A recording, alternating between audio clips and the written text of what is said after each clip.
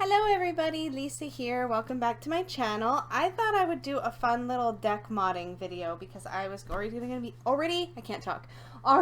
to be modifying some decks, and I thought I'd talk about some of the stuff that I use to trim and color and edge and do all that kind of fun stuff.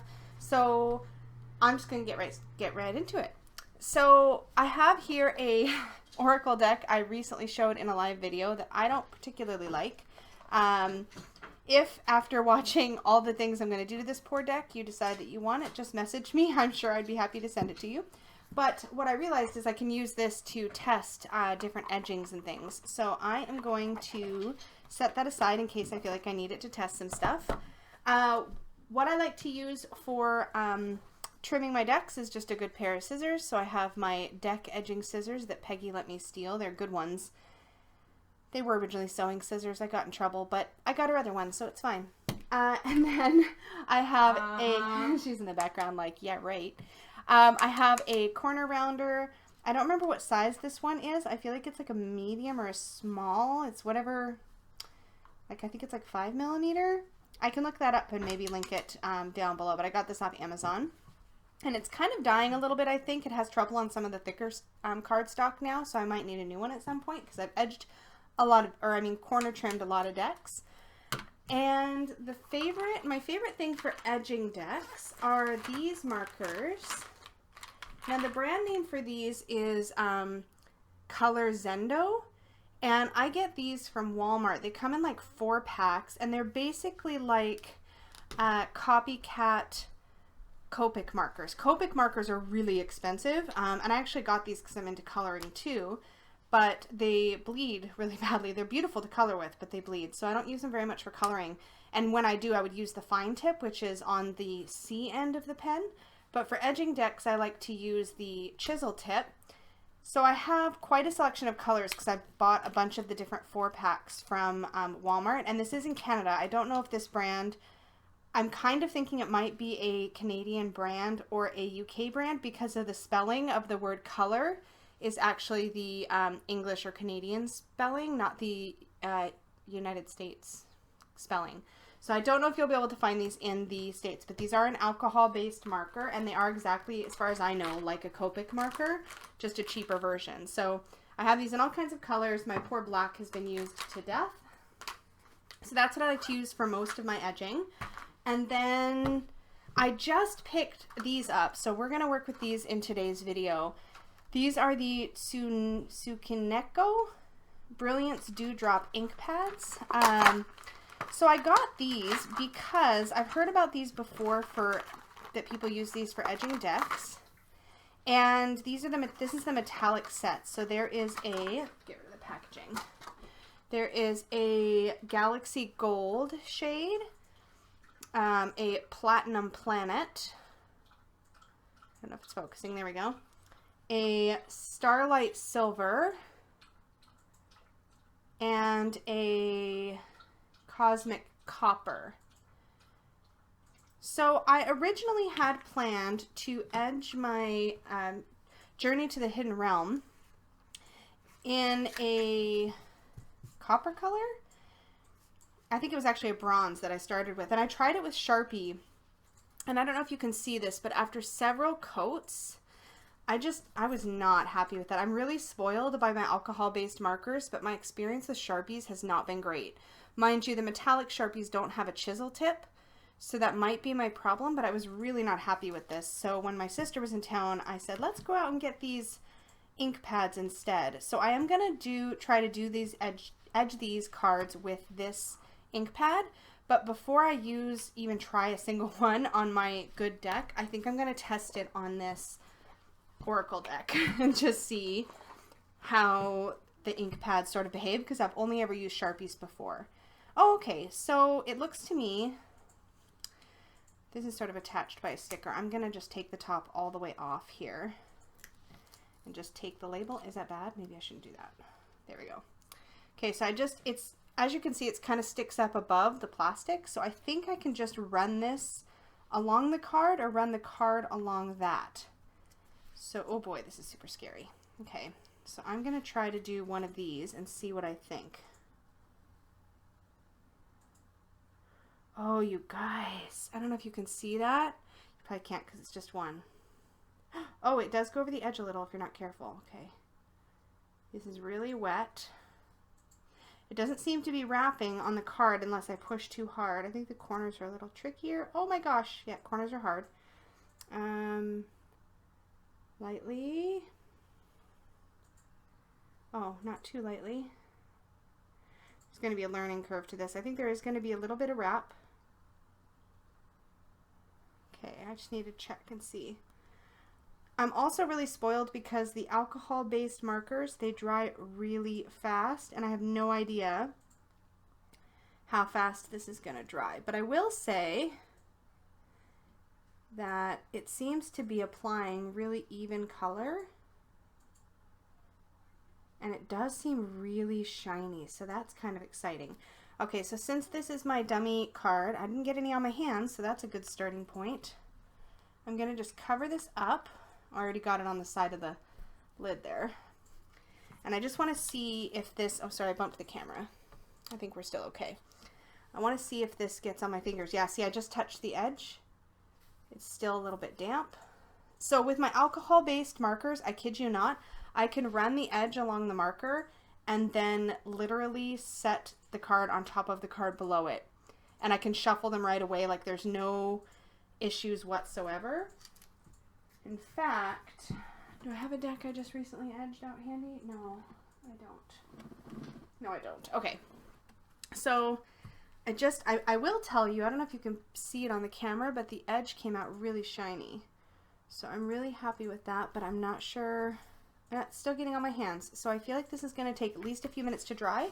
So what I'm going to do is clear off my workspace so that I've got lots of room to spread out the cards as they dry.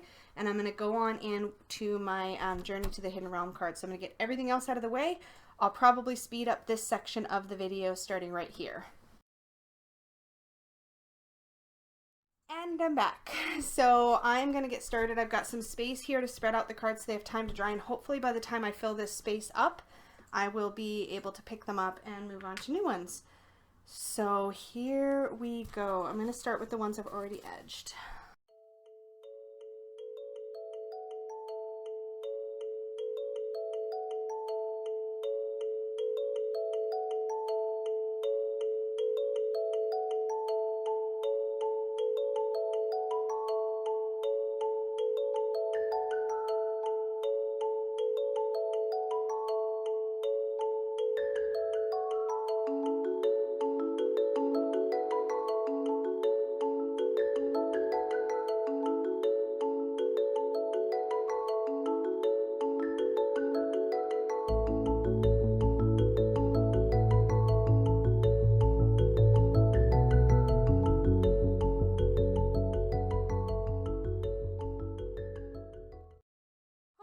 So now that I've done, let's see, 1, 2, 3, 4, 5, 6, 7, 8, 9, 10. So I've done 30 cards, so a little less than half of the deck. I'm going to check on the first couple and make sure that they're dry just by kind of rubbing them on the white.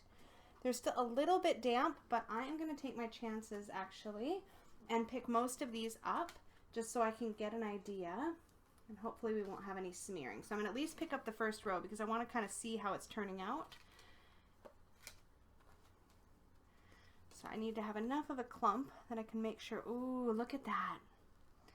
I don't know if the camera will pick it up. So the copper is showing up really, really, really nicely. It looks like it's coming off pretty uniform. So I usually need a bit of a stack. They don't feel like they're sticking together, so I think I'm okay to pick up the next row. Okay. So I'm going to actually take this top right corner to stack them because this bottom row for sure isn't going to be as dry. And I don't mind if a little bit of the copper wraps around. Now I will say that when I first set, I've got copper all over my hands though, see?